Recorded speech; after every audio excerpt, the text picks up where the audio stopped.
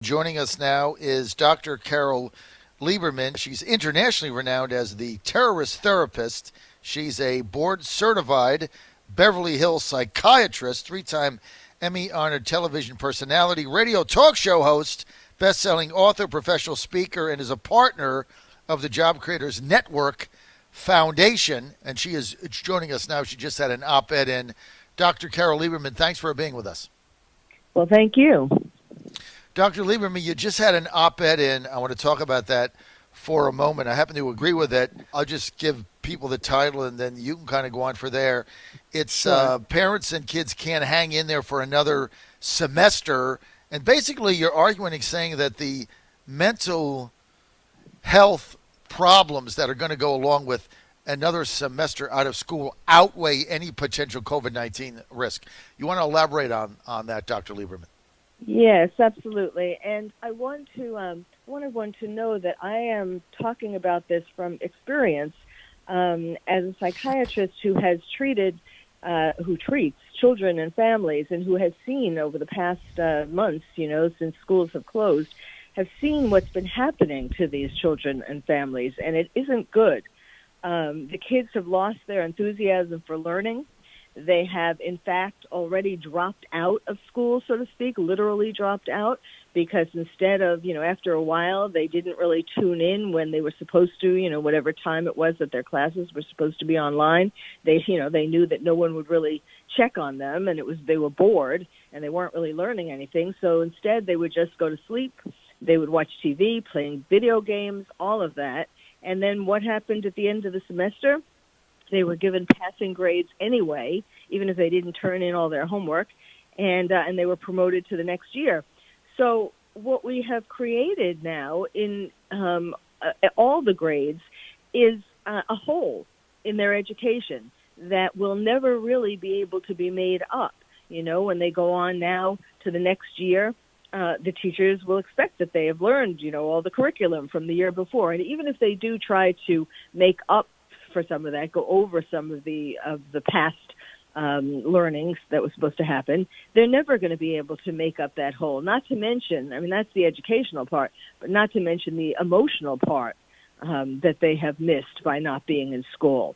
How deep does this go if we continue on for another semester? Because, look, I think you're spot on. This idea that people were Zoom learning or pajama learning or distance learning March through the end of May or early June was a misnomer. I've got a son who's a teacher in the Delta in Mississippi. He said on any given day that he would try to hold a class, 50% of the kids didn't even log in, and those that are logged in, you have no idea if they're paying attention or not. Exactly. Right? They log in and then they go back to sleep, right? Or go outside. Yes, and then, of course, the idea that parents are supposed to be making up for this, what they're missing in person with their teachers. Most parents really did try, but they weren't able. They didn't know. Parents, for the most part, a lot of them aren't as talented as their kids, even in terms of the internet. So a lot of them felt even more lost. And they didn't know how to help their kids get their homework in and all kinds of things like that. Plus, if anybody could be a teacher, real teachers wouldn't have to go through so many years of school and get licensed and so on. So parents, there are some subjects, spelling, I guess, for example, parents can teach, but things like when it gets more complicated, like algebra or even history or chemistry or things like that, it's really unfair to expect parents to do the job that teachers are supposed to do. And then, of course, at home, there are all kinds of problems in the homes. Parents because they're frustrated.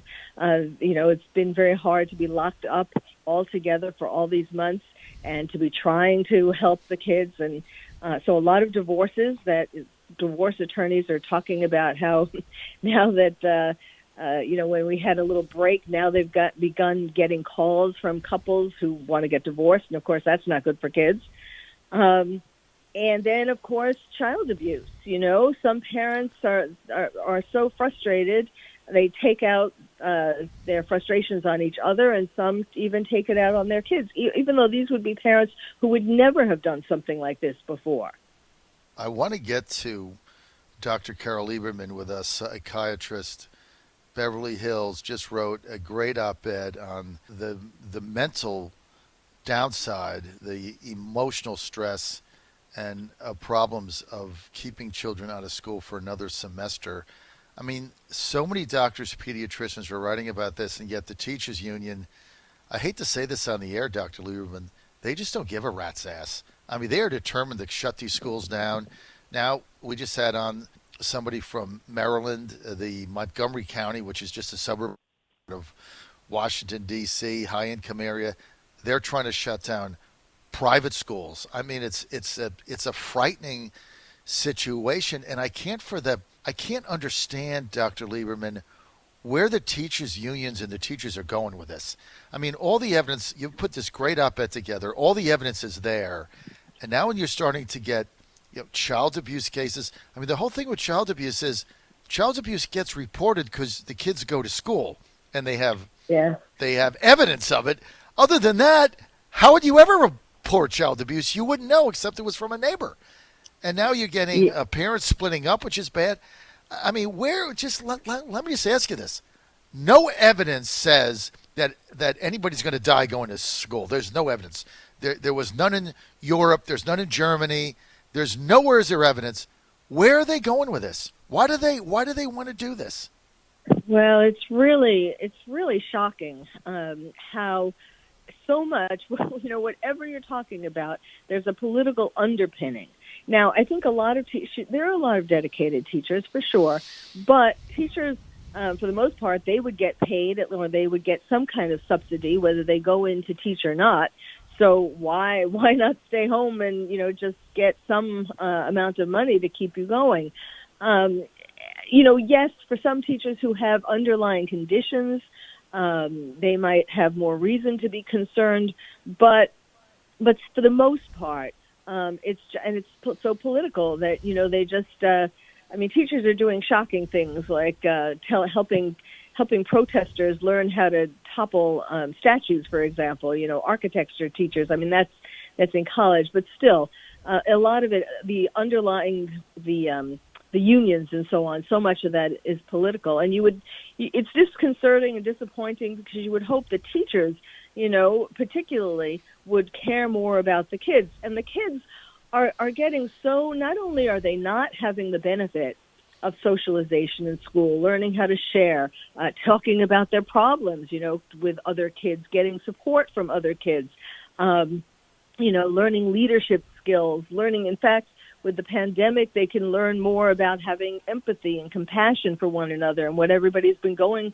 through and all of that. But in addition to that, they've been spending time out of school on social media, and that is rife with being bullied or, other kids put pictures of themselves on social media. I mean, sometimes literally pictures, but also just describe things that they're doing in their life, regardless of the pandemic, that make other kids jealous, for example. And of course, all the violent media that they are consuming, and which studies have shown for decades, makes kids more aggressive. So it's not just that they're missing out on the good things of socialization and so on in school, but they're getting steeped in things that are really bad for them.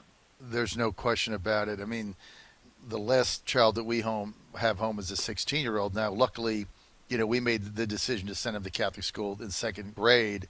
Our school opened September 8th, but of course they were out since March. And I'm fortunate because my own son's an athlete, and he's very, very focused on that.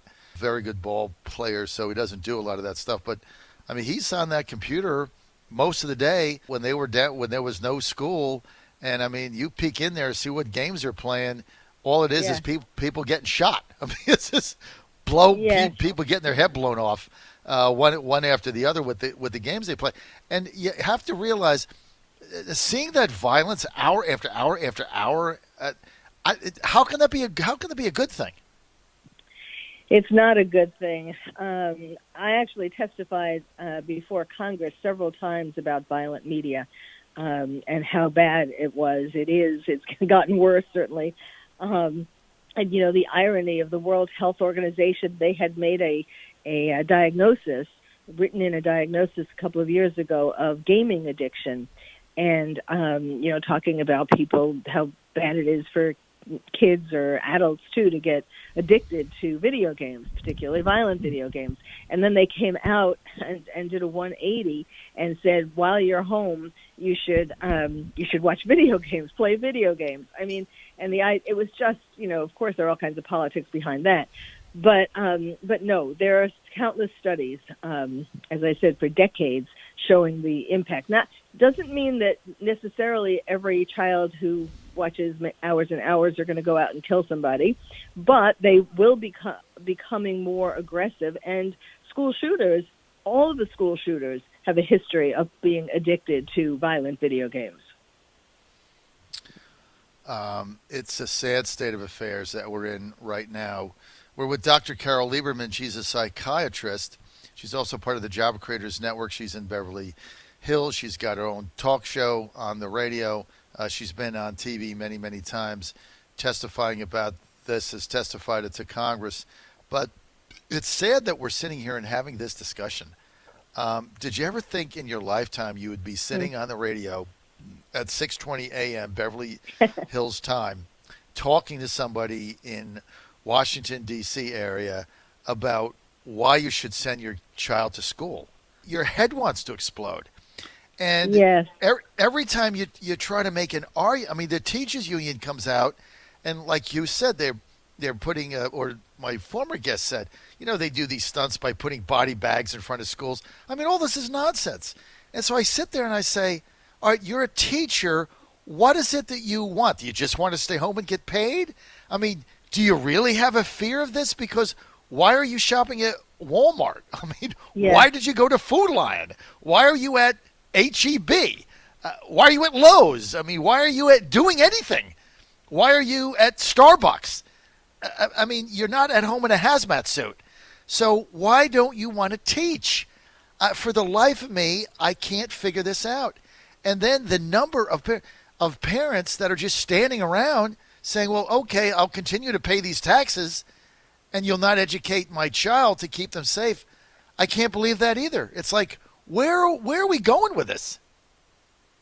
Well, Doctor. And a lot of teachers are on the so-called protest lines, riot lines. That's where they're going too, and exposing themselves more dangerously, of course, in those kinds of crowds. And there are certainly ways that you can make school safe. There are lots of things you can do. I mean, of course, nobody likes to wear masks, but you can make it fun. You can draw, make masks that you draw on or sew or make it a project. Of course, the desks being 6 feet apart, making clever ways of having kids not interact not keeping the same cohort of kids in one class and having the teachers move around outside. Certainly for a long time, we would be able to be outside and teach. There are all kinds of things that you can do to make it cleaning, of course, keeping the classrooms as even cleaner than usual and so on. There are lots of things that you can do to be creative and to have it be less dangerous. And, the other thing is it's not, the pandemic is not great for anybody. But you have to compare things. So if you don't send the kids to school, there's also going to be things like, a lot of parents won't be able to go back to work. So there's going to be more job loss and more economic problems and more drug and alcohol abuse. And then, of course, psychologically, people are suffering from anxiety and depression and PTSD and suicide, which is going to increase if kids don't go back to school, between the kids committing suicide and the parents. So, you have to look at, it's not like if we don't send kids back to school, then our life is going to be perfect. There are going to be all these other things that are happening in greater numbers, and that's a lot worse. It's a sad situation that we're even having this discussion, as I said earlier, Dr. Lieberman, and I'm beside myself as to where parents are in this. And when you have a school board, like I live in Chesapeake, Virginia, which is Southeast Virginia, and our school board is there's 9 people on it. There are 9 Republicans. I mean, it's not like I'm living in a liberal area, right? It's a Republican. There are 9 school board members, all 9 Republicans. 6 of the 9 voted to shut down schools for this semester. 6 of the 9. And, shut down means, there's online learning, which is, as we both said, is like, a joke, right? So the alternative on the table was to make it optional. Like if you wanted to send your kid to school 5 days a week, you can. And if you're not comfortable with that as a parent, you don't. You can stay home and they'll do the best online that they can. Why in God's name would you not give the parents the option to do that? And we have one school, we have a school board in a big county in central Virginia, Hanover County, that voted for that. If you want to stay home, we'll do the best we can online. We get it. But if you want to come to school, boom, 5 days a week, you're in. And those school board members, Dr. Lieberman, are getting vilified on social media like they were satanic. And all they did was give the parents a choice. And now they're thinking about reneging on that decision because they're under such mob media pressure. I mean, it's just like, why now is the left wing in America and the mob cancel culture harassing school board members who gave parents a choice? Can you believe this, Dr. Lieberman? Well, yes, because that should wake up all the parents or everybody to the fact that it really isn't about coronavirus. Thank you. And to some degree, it's not even about fear. It's about politics. It's really all about that's the biggest problem. That in so many things, certainly schools is opening schools is a big is something very important in this regard. But people need to wake up and realize that so many decisions are not being made really on the basis of health. It's on the basis of politics, and it's being masqueraded as what's best for you health-wise. You're going to die if you don't listen to what we say. Dr. Lieberman, we're out of time. I really want to thank you. Have to have you back. Great op-ed that you have in, and I appreciate all you do. And John Fredericks Radio Network, Charles Wiley next.